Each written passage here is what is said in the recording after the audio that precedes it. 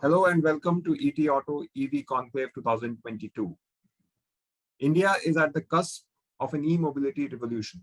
It is a transition that is much needed with the potential to reduce oil imports, address air pollution in cities, and help meet India's climate commitments by reducing the energy intensity of GDP.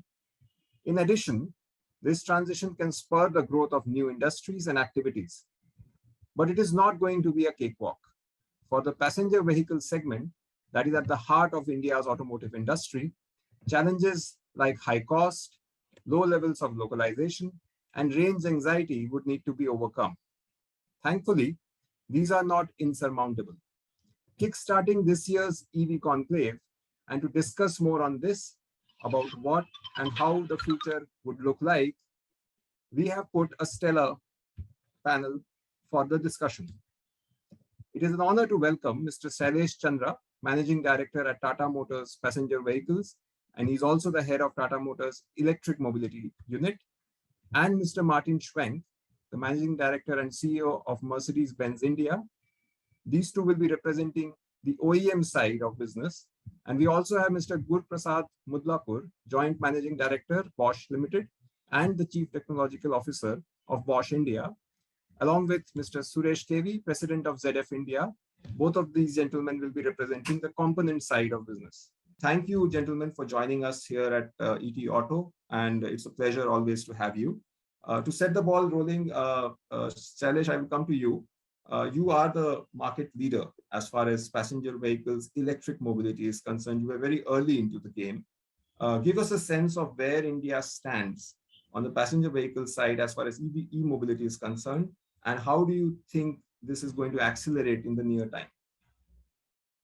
Thank you, Sumant, for making this part of this panel discussion.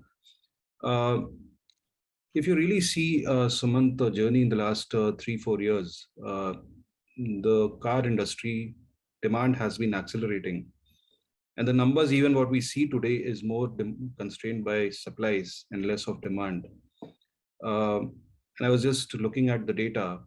If you see a comparison 3 years back, and if you compare that with where we are going to end this financial year as far as sales of electric cars are concerned, this would be nearly a 10 times jump, right? From a 2,000 kind of a level a year to 20,000, hopefully this year. And in just 1 year, if you see, as compared to what it was in FY 2021, this will be still a 3.5 times growth. So it is, of course, accelerating at a very fast pace. And as I said, that demand would be much stronger than what you're seeing. And all these numbers are based on supplies. Now, what are the factors which are really driving this growth, right? One, if you remember, before 2020, there were lack of private electric cars. Whatever cars were available, they were meant for fleet segment, which is a very small part of the overall Indian car industry. And when Nexon EV got launched, and I'm naming a product because that was the one which is the significant part of the sales these days. It brought the right balance of some of the barriers got addressed with the right balance of price, range, and the performance and features that you needed. And the availability of 2-3 choices has just led to this kind of accelerated growth that we have seen in the past few years. Also, very important that the early adopters of these electric cars, are very expressive. They don't mind speaking about their experiences, and they have been expressing their experiences in the social media, and that positive word of mouth has given confidence to a lot of fence sitters of customers who are looking for electric cars. So this is creating the necessary pull. But on the other side, I must compliment the efforts of the government, which is putting a great thrust, not only the central government, but also various state governments, with 16 states now on the verge of announcing and implementing progressive EV policies. And just as an example, Maharashtra and Gujarat, these two states, because of the benefits that they have given to the consumers in their states, has led to a huge surge in demand, which is not served as yet. But I'm saying that these efforts have also led to a significant part of this demand you see because of government effort also. So that's been the growth as of now going forward. what is really left in terms of addressing the barriers and which will help further grow from where we are today is the charging infra bit. And when I say charging infra, I'm not only meaning the public charging infrastructure, but more home charging solutions, RW level charging solution where people without a dedicated parking can also charge their cars. These are the areas where we have to really overcome the challenges of putting chargers on the highways.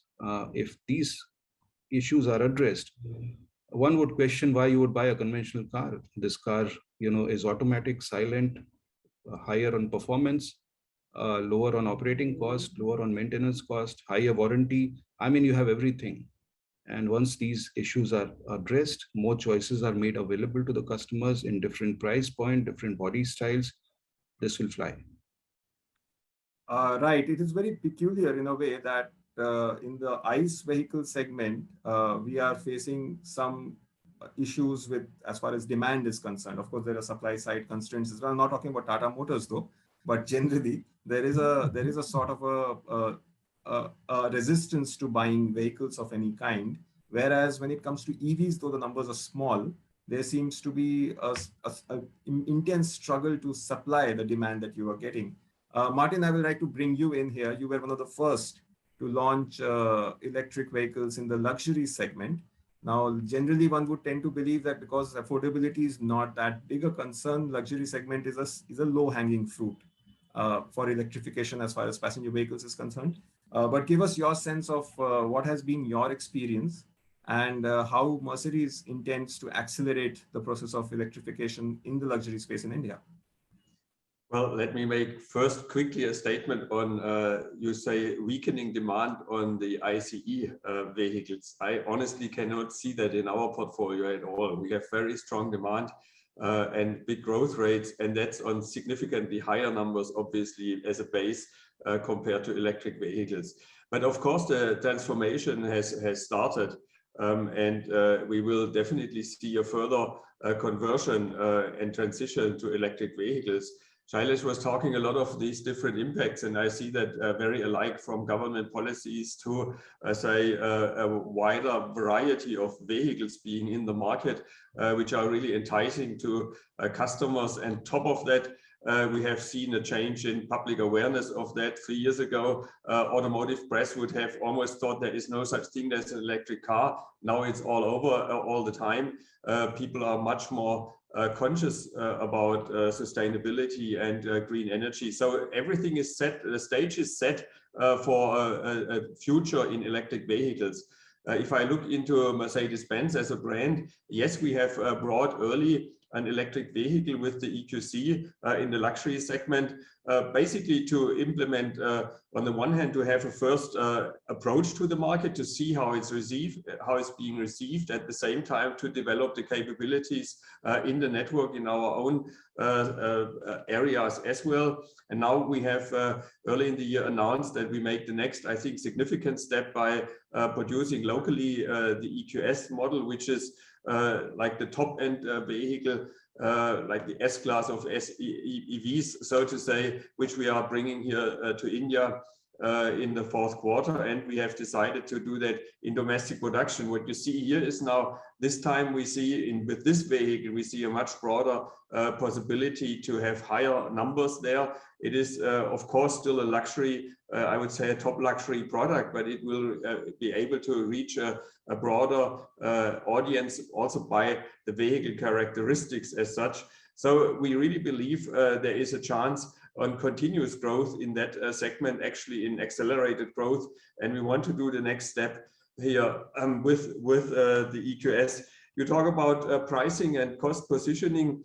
Of course, it is, in my view, very much appreciated that we have the beneficial situation when it comes to the GST and CEST regimes and road tax, because that helps us to get into price points which are to some level comparable with what you would see with an ICE vehicle then, and that will certainly then also help the adoption going forward. So I think our plan is clear. We want to benefit of the global portfolio that Mercedes-Benz is setting up at the moment and implement any product we see which has a good traction, which should get a good traction here in India, not only to sell it here locally, but also to consider domestic production then. Right. Martin, we talk about electric mobility in the backdrop of this intense war we are fighting against climate change, where there is no doubt about it that all hands need to be on the deck, and transport also plays a big role. We are talking about how we can make power generation greener. We are also talking about other segments, be it steel or any other industry, where everybody is talking about reducing carbon emissions. So transport definitely has a role to play. How do you think we can really accelerate? Because we are still talking about maybe by 2030, we will reach 30% of penetration for electric mobility for passenger vehicles in India. But there is a feeling that that may not be enough in the bigger context of this war against climate change. Can you put that context in, that what we need to achieve and where we are right now and where we intend to go? I think as in any of these changes, on the one hand, you have, say, public opinion and consumer demand.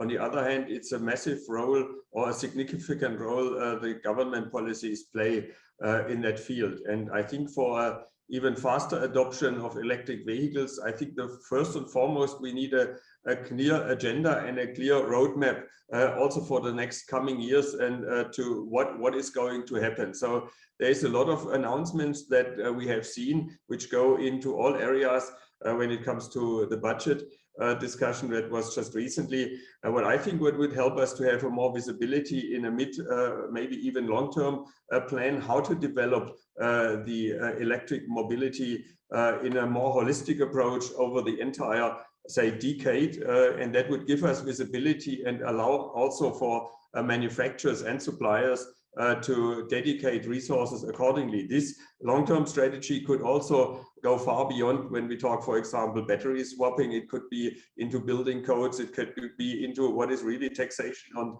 duty structures going forward. It could be into infrastructure measures going forward. So I'm not having a fully comprehensive approach here, but I think what helps always for the industry also to develop is, of course, a clear path and stability going forward. When it comes to green energy, there is multiple initiatives that can be taken, and I would assume all of the colleagues here on the panel also try not only on their products but also on their production sites to get as green as possible. And I think there's a lot of movement from the industries again, and I think this will continue. So I don't want to push now the ball completely into a government area. I think we all have a job to do there, and we have definitely started doing that. I would say almost every inch or square foot of our area in our Chakan plant, for example, which can carry a solar panel, is doing that by now. So there's a lot of things we can do also in terms of creating the framework, and of course that includes then the energy and oil industries as well, that they consider what they can do to support the transition and become greener, which would not exactly be my field to give them advice to. What's interesting that any discussion on electric mobility does throw up that word of transition, and some people get scared by it. Some people see it an opportunity, which gives me the cue to bring in both Suresh and Guruprasad. You are on the supplier side. You're making components which go into all the vehicles, and any path-breaking innovation starts with you. Now, when we are in this battle together, how challenging do you find this transition, and how are you approaching this once-in-a-lifetime kind of change that we are witnessing? Yeah, thanks, Mr. Banerji. I think it's been an honor to be part of this panel, and also I think the most interesting discussion in this decade is on the electrical vehicles. So thank you for giving us the opportunity here. Yes, it's a challenge in front of us, but it's a challenge which we all would like to take up, because it's for a greener tomorrow. So I think it's an opportunity for all of us to do our bit towards the sustainability part. Yeah, the challenge is mainly you see the transition. If you look at it from a supplier perspective, we need to accept the fact that the entire demography or even the parts are changing from what it is today to what it will be tomorrow. If you really look at it, the electronics and the semiconductors will become the major players. In our organization, we even say that the semiconductor will be the new gear, and our mantra is see, think, and act. So the cameras, the lidars, the actuators, which are the thinkers, and the doers would be the motors, and those will be the ones which we need to produce. If you really look at it, this transformation from the traditional gear manufacturing to getting into more and more intelligent parts to be manufactured will be the biggest change which we have to adopt, and the biggest challenge in front of us. What we are already experiencing that. I'm not saying that it's completely new, but what I would like to again start from what the government has done differently this time. If you look at the PLI scheme, they have not just done it for the OEs alone. I think it's been an intelligent move to give support to the component industry as well, because that gives an image that the component industry also has to actively contribute to this transformation. So from a component industry perspective, there is a complete change in the canvas on which we are playing, and that is exactly what we need to adopt to. I'm not saying that the mechanical engineers or the mechanical designs will cease to exist. It is going to be a slower ramp down from that perspective, but the speed at which the EVs are catching up will be the one which we have to adopt and adapt to. So I think what is important for us is more and more electronics in the manufacturing arena, more and more electronics and the artificial intelligence, all those things put together under Industry 4.0. Everything will play a part and will have to transform itself from moving from mechanical engineering to an advanced electronics engineering, which will become the base for manufacturing in future. Right. Guruprasad, if you can add to that and also give us a sense, because we tend to hear that the speed of the transformation is probably faster than what anybody would have envisioned a decade ago. Everybody knew electric mobility is coming, but maybe now that you see the demand, and as both Shailesh and Martin also mentioned, it looks like the consumers, at least some set of the consumers, are actually more ready than what we could have imagined for 2022, say back in 2015. Is this speed scary for you? Yeah, I mean, thank you. Firstly, thanks, Sumant, for having me on the panel. It's scary in some aspects, but also very encouraging and challenging in other aspects. I would put the overall timeline into two parts, one between now and sort of 2025, and a time frame beyond 2025, where we believe there will be a lot more steady state in terms of how we look at EVs compared to where we are today. So what's happening in terms of challenges from now till, let's say, 2025 is that we are going through an extreme phase of conversions. What do I mean with that? It's basically a lot of OEMs going into ICE convertibles. So they have an ICE platform and they want to have a quick EV coming in. The E architectures are changing as we speak on a very rapid base. So the evolution of the E architectures will sort of reach a steady state maybe beyond 2025, but right now the kind of convergence that's happening is very, very different. Because of the scale we have or don't have right now till sort of 25, the manufacturing costs, the amount of capex that can come in, the way we amortize costs, this is also going to be very, very different and needs to be handled differently. On top of that is a very, very severe shortage of competencies and people to execute the projects. So maybe as Bosch, we have one of the largest engineering capabilities in India today as a tier one. But we still find it extremely difficult to get quality engineers who can work on power electronics or on motors and cutting edge technology. So that's a big challenge as well.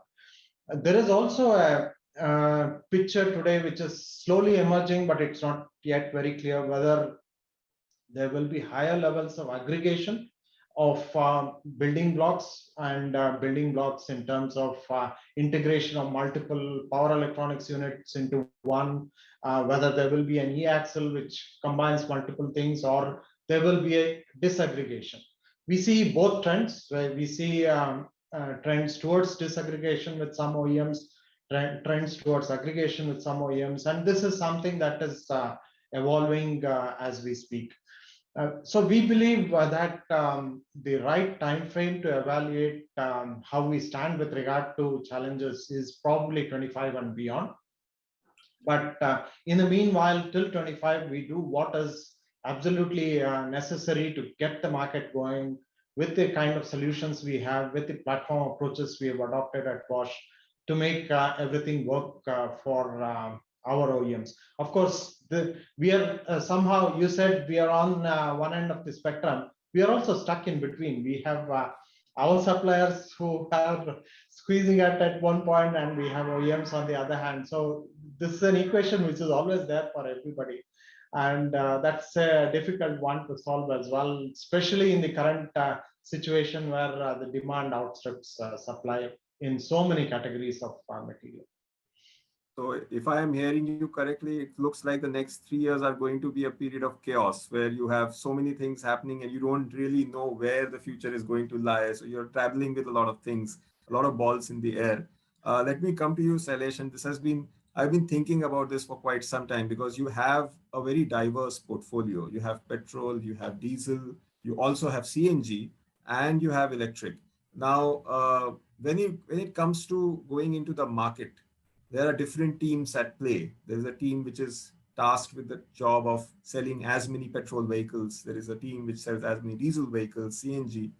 But the consumer is still one. And when he walks into the showroom, how do you decide which one to push and which one not to? Because if you are trying to sell a Nexon petrol, for example, and there is a case to be made that, yes, the Nexon electric is more expensive, but the operating cost is lower. So we might convert him into a Nexon electric. So one team loses a customer, the other team gains one. How do you arrive at a balance that, oh, don't feel bad, he's still in the fray, but again, his KRA are not being met. So this whole challenge as a leader, as a CEO, how do you address this? See, from Tata Motors perspective, I can say that our effort and intent would be to accelerate electrification, right? And therefore, there is some degree of prioritization and some degree of bias, which will be towards electric, because that's the need, but we also understand the difficulty and practicality of not being able to overnight change consumer mindset, creation of ecosystem, creation of capacities, and therefore it's going to take time. And there is a demand for mobility, personal mobility, and it has to be served through different alternatives. So while the journey will be to accelerate EVs, we have to, alongside, come with more eco-friendly solutions on the conventional vehicle side. That's the broad approach.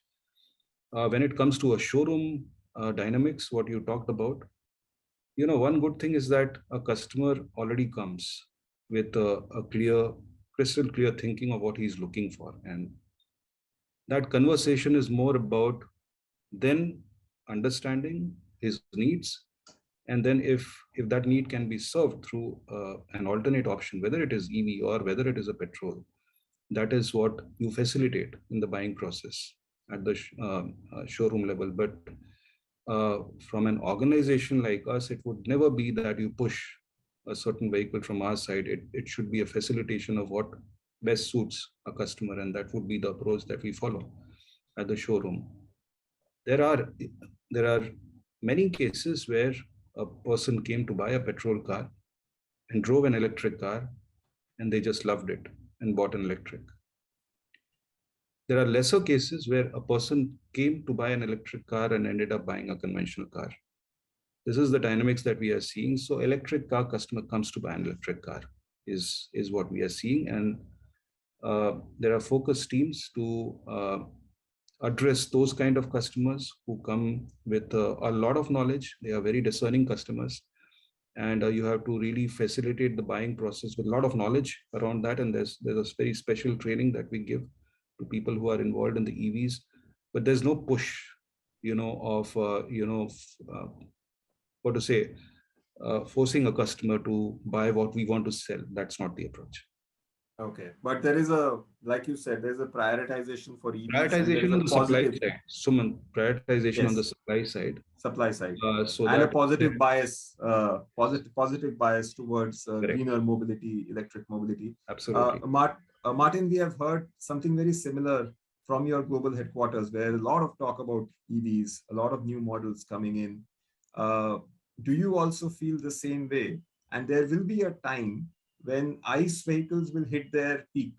And that might be very, very soon, when you will see that, okay, we have hit this many million units of ICE vehicles, but now you cannot go any beyond, because EVs will start to grow and EVs will start to replace the ICE demand.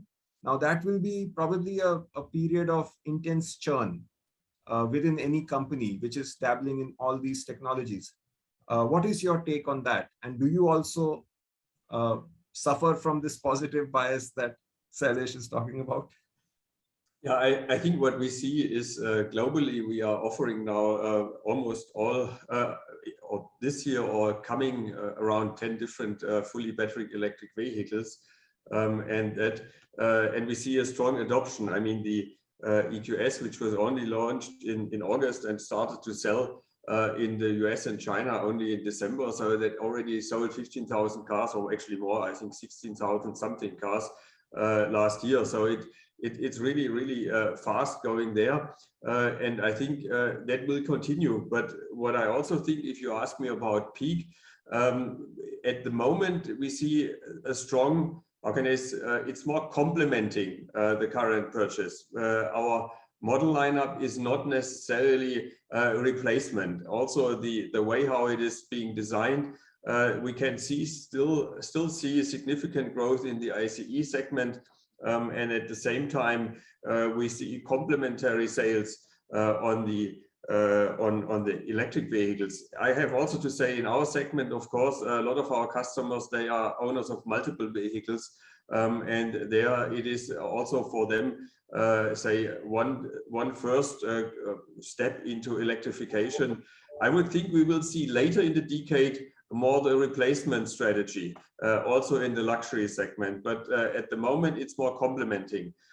So when we go then into replacing, let me make a simple example. We last year launched in India the ICE S-Class, and we have coming the EQS, but the product characteristics are different. Yeah, whilst the S-Class is focusing on traditional values like luxury, comfort, and adds technology.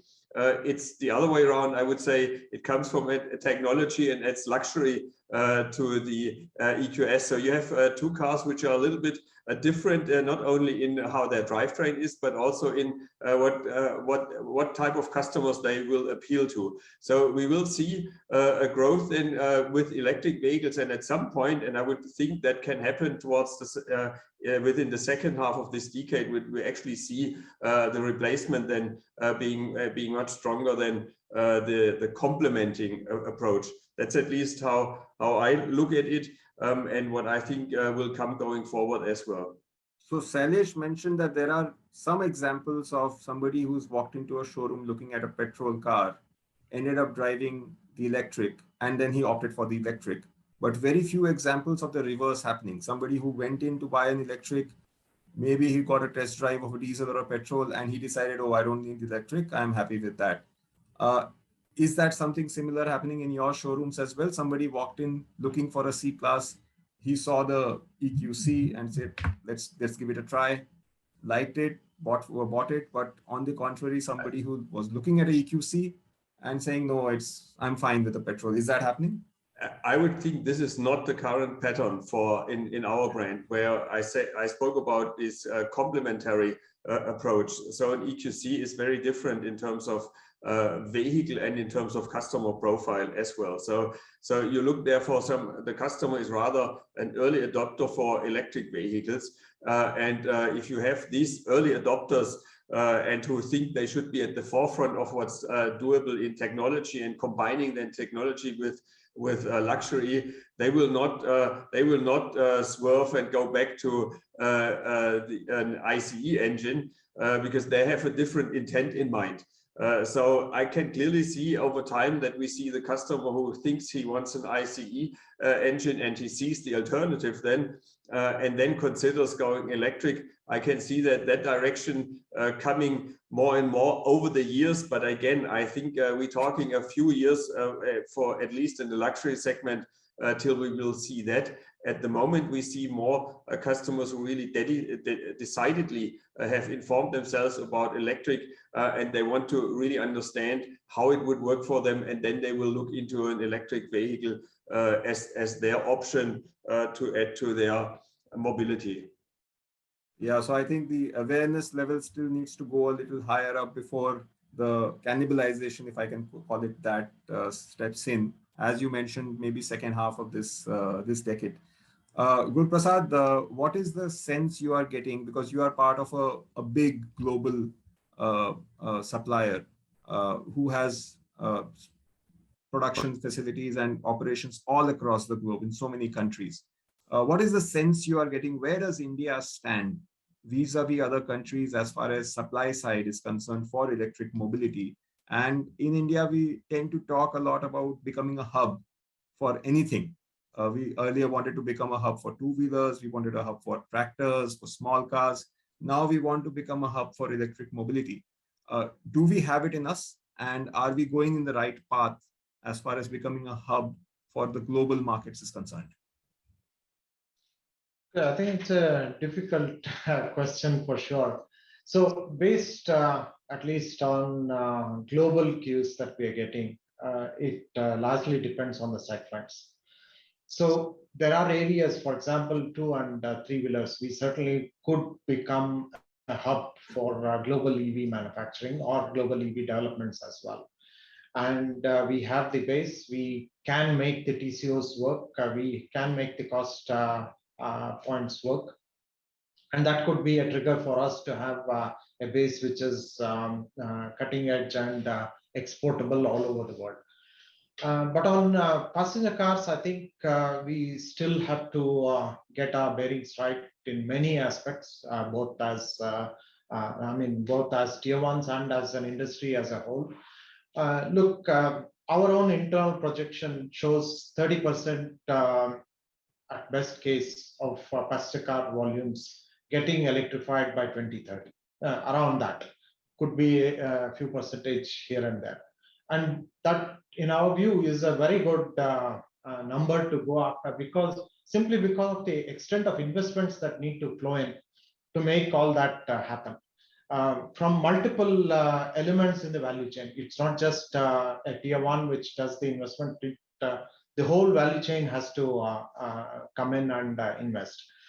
So if that has to happen, I think we need, and even with that, the numbers are not going to be very large compared to even what China does today, or Europe does in 2 years from now, or US does at some point of time. So on the volume equation, we may never be the one who is leading the game. But in terms of cost innovation, in terms of how we bring frugality into the picture and how we optimize our design concepts to make things work, we could really play a very key role in terms of how we lead the game, and how that aspect of leading could also be taken all over the world. So maybe we become the leader of small car electrification as an example, and then take it all over the world. So that could be a thing.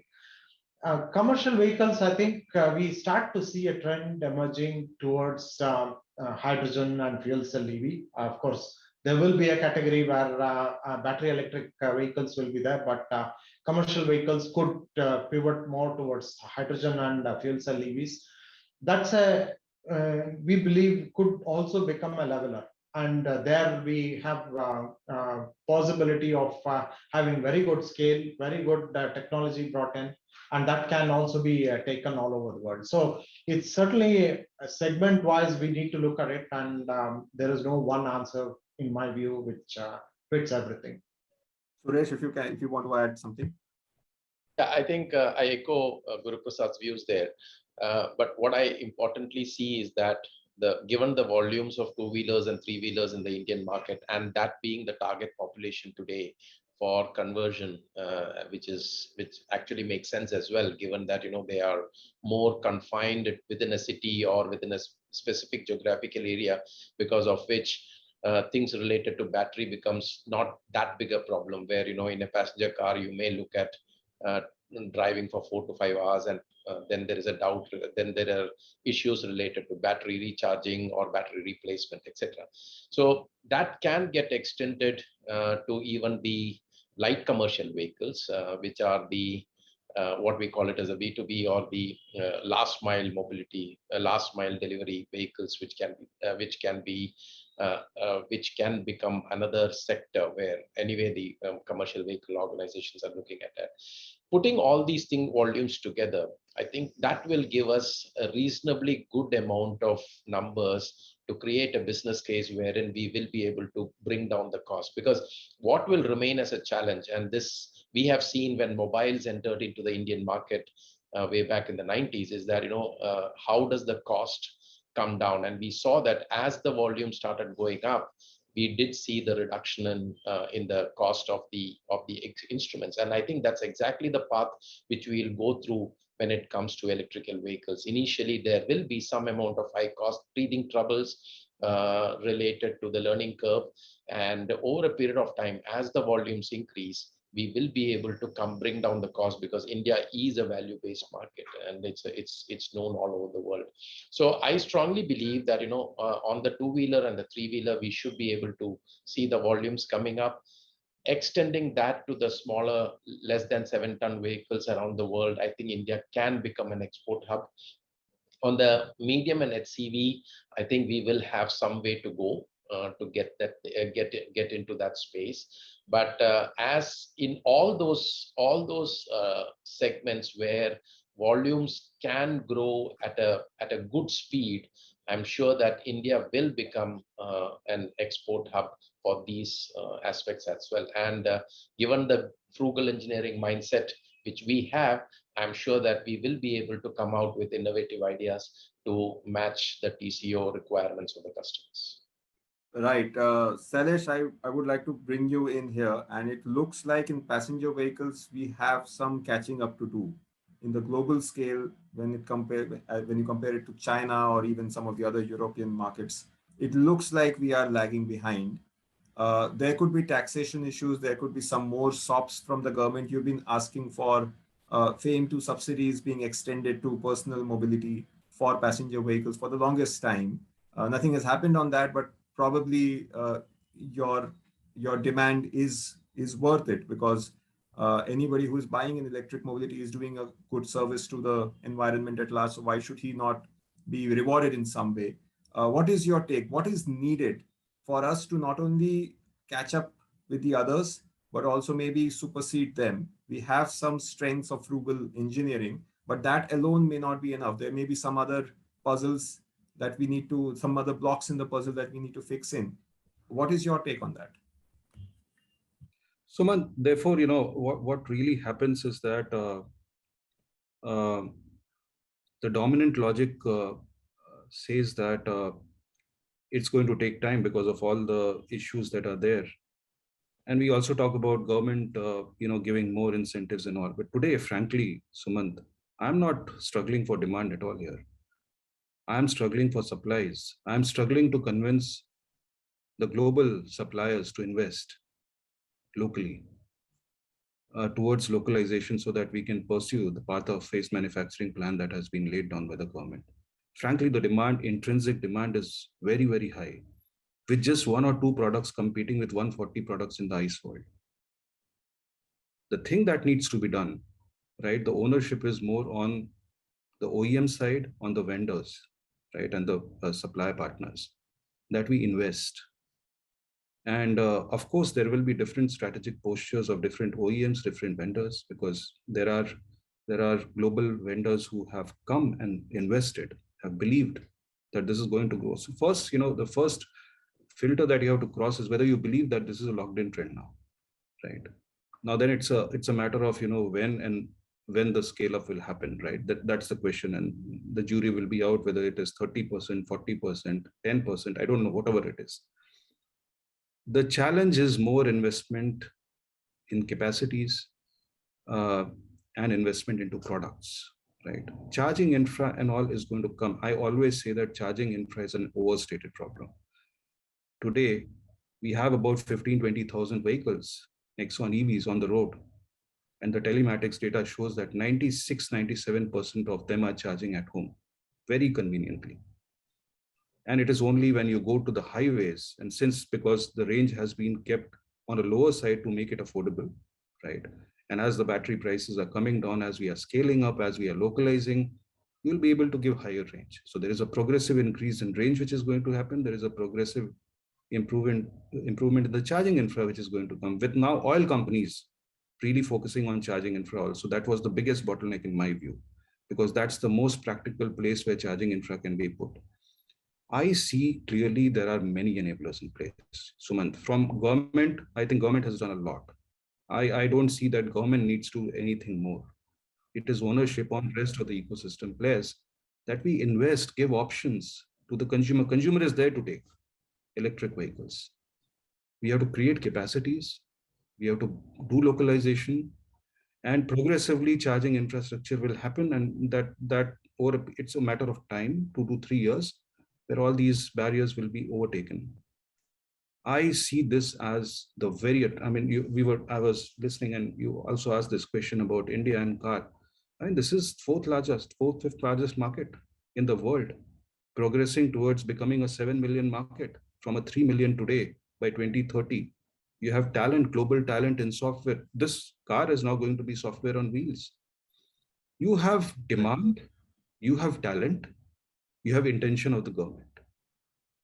Why we should not make it happen in India? I mean, my question is that.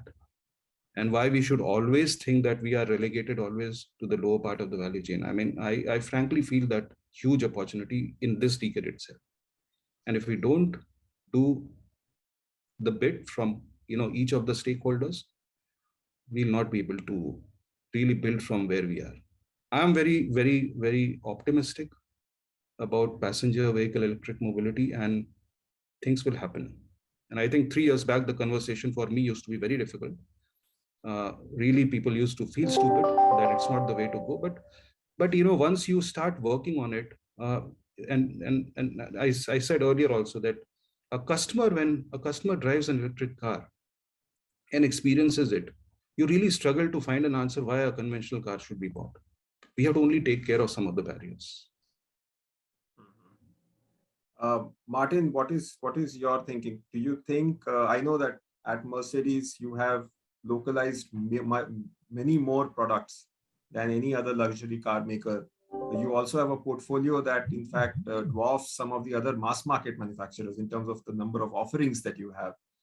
But do you think India has it in it to become a hub for some of the luxury cars, for example, in the electric mobility space? Because we are resetting the game here. Some country may have a head start when it compares to the traditional technologies. But when it comes to electric mobility, we are all more or less at the starting line. Maybe somebody is 1 point ahead, but not by a huge margin. So we can catch up soon if we want to. And making a luxury car also has a lot of good impact on the ecosystem, because you are making a very high-end, high-quality car. And that is really a good boost to have for the local manufacturing. Do you think India has it to become a hub for even luxury cars for electric mobility? Well, I think I will not exclude it, but I think our starting position is a little bit more difficult than what you just mentioned. I mean, to be a hub for export, you have to have a strong domestic consumption of vehicles. And I think what in the premium and luxury segment, has not happened over the last years or even decades is significant growth, which would support substantial, say, domestic consumption of premium and luxury vehicles. So the framework was not there. You were mentioning, we were talking about taxation and structures around that. At the end, we have how would I say, far too low level of penetration of luxury cars in the market itself. There is several reasons for that. It's consumer behavior, but it's also overall policy making around that. And this has disadvantaged us also in the start into new technologies, because again, investment will first happen, and I think Guruprasad said something similar, will first happen in markets where you have the strong footprint already in the market itself, also on sales potential. So why would someone invest in India? For what reasons to export cars in the premium luxury segment if the market is not in India, if the market is somewhere else? There is always a close relationship between, say, a domestic, in any region of the world, a domestic production and a domestic consumption. And I think we have a little late start there. So the question now is it possible to pivot here and then have a stronger emphasis on production and sales than here in India? Because again, I see that jointly. That brings me back to the framework. One of the main deterrents in the past was the high taxation structure. If we consistently are able to keep on electric vehicles or similar to today's levels taxation into place, then there is a significant, I would say, huge incentive for producing and selling here domestically electric vehicles, also in the premium, say in the above 4 meter segment, so to say. If that is remaining, then one of the core disadvantages of the past compared to other markets is being eliminated. And that would, even with a later start, enable us to look into a stronger future than at that end as well. But I don't want to fail also to talk about a framework outside that. We have to have the right trade agreements in place for this. And it must be understood that international trade is not a one-way street. It goes always both directions. So we cannot be an export hub without allowing import to some level. And that is something which needs to be a thorough policy here. So while Shailesh is very bullish on the approach in his segment, I understand, and I would subscribe a couple of topics you mentioned. For example, the infrastructure topic is not the core definer. We'll get longer range and all of that. But I see the hurdles of a late start and a very small, minuscule sales volume, which we're actually having here as a major disadvantage for an expansion here, first domestically, then also in a global setup. So in theory, the potential is there. In reality, I think it will be not easy to leverage it. Right, you made so many points. I would just like to add one data point, which yes, will be, very interesting for the audience, is that I sell Nexon EVs more than diesel, right, today. And that's why I'm trying to build the point that if more options are in the market. See, I am in the models where I have electrified, my penetration is 17-20%. If you increase the number of models, that's why I'm saying we have to match because when we'll always keep on talking about the penetration, when we have 1 or 2 models in the country against 140, 150 models in the ICE world. So it is when we see whether this model is going to work or not, we need to see penetration in the segments in which it has been. And it is 70-20%. The demand is more. I'm talking still about supplies, right? And therefore, there's a huge opportunity. I just wanted to add that data point. But then let me clarify, when I talk about penetration, and I talk about penetration of luxury products in the market itself. Martin, it was not for you. It was, an interesting data point for the audience. Okay, so I wasn't sure. You are absolutely right. In the luxury segment, there's an issue. I absolutely agree with you.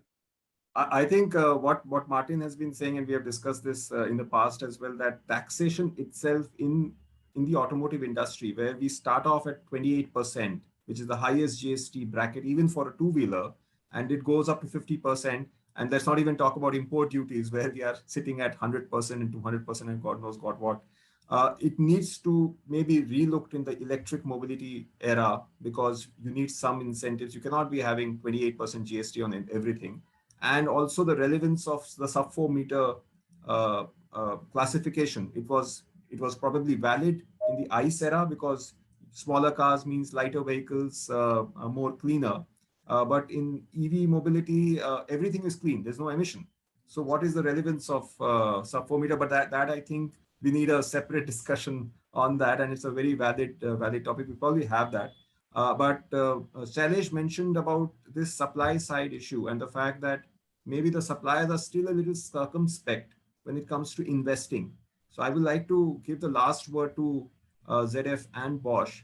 What is your sense? Do you think that most of the suppliers are still sitting on the fence, waiting for I don't know what, before they go whole hog and start investing, so that the OEMs are a little more spaced out when it comes to suppliers? What are you waiting for?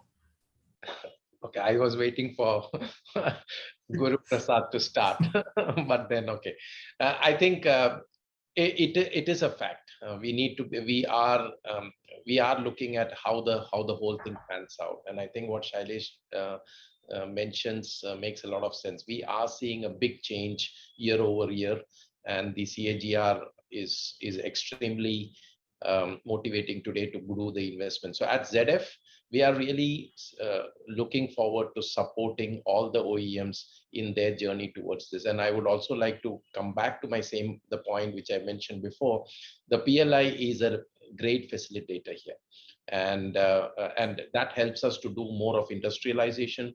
And I'm sure that with more and more localization and industrialization, I think there is no choice for the suppliers but to invest, because if that's the future, there is no point in sitting on the fence and thinking that ICE will continue for long. I don't think it will be a very fast growth once a few more models gets launched. And I completely agree with what Shailesh says, that as we are competing 2 against 140, we are in this situation. The moment becomes 5 to 10 against 140, you will see that the percentage increase year over year will go up very fast. So at ZF, we are cautious, but then we are very positive, and we would like to go along with the customers in terms of doing the necessary investments and adding the resources, not only in terms of man and material, but also in terms of bringing in engineers to support the global requirements of software and engineering development. Guruprasad. So just to add, I think I fully agree with what Shailesh said and what Suresh said in terms of all enablers being in place for growth. So there's no doubt about that. We also believe that this is the future globally and in India, and investments are in order to make that happen. The devil is always in the fine print, and that's where we need to get into to understand what are some of the hurdles that we need to resolve as an industry. See, the typical line concepts which have been made, I'm now only focusing on the manufacturing aspect of it. The line concepts are made for high volumes and for multiplication of very high volume numbers, 100K e-axles per line multiplied over many lines. So are these the right concepts for India? Despite PLI, would that be the right approach, or should we be having a much better flexibility with regard to how we configure our lines to handle diversity of products that are likely to come over the next 4 or 5 years, and how do we want to handle that? These are some of the fine print things we need to deal with in the Indian context. And I'm only constraining myself to the next 4 or 5 years in terms of how this will evolve. But beyond that, when there is steady state, I think it's not a point of discussion at all. It's how well we do it, how efficiently we do it. And that's something we've done and proven that we, as an Indian industry, are capable of doing it. So there are some challenges, of course, in terms of how do we localize, especially for a global MNC which has done this in several geographies. How do we do it differently in India? Is that appropriate to be done differently? So those are some of the discussions that are ongoing now in terms of making this a success. Eventually, everybody in the value chain has to be commercially successful in this activity. On the engineering side, I already briefly talked about it. There is also quite a lot of challenge to make projects happen for the Indian market, and the kind of development capacities we can put in to get the people going. Shailesh talked about the car of the future being sort of a thing, software on wheels. I mean, it's absolutely true. The amount of capable software engineers we need, the amount of power electronics engineers we need to make all these happen is huge. And we have to bring them up to speed on a very, very short basis, because a lot of the engineers today are working on global projects. And we also have to now, we have been doing this already for 2 years to invest and develop talent to specifically work on Indian projects, Indian variants, cost optimizations, line optimizations for India. So this is something that's going on, and we are fully committed to make this happen in India as well. Good. Thank you, gentlemen. We have actually run out of time, but this discussion was very, very comprehensive, very intense, and I really liked it. A little bit of sparring as well, which is always welcome, and it sets us up very well for the EV conclave this year. We did receive a few questions on social media, but we are running out of time. We will not be able to take them. But still, thank you so much. And for the next, like Guruprasad mentioned, for the next 3-4 years, probably we will keep talking about the challenges, but after that it will become mainstay, and we'll probably have to find a different topic on what to talk on e-mobility. Till that time, we will wait for it to become mainstay, and we will do our bit. Thank you for joining us here at EV Conclave at ETAuto 2022.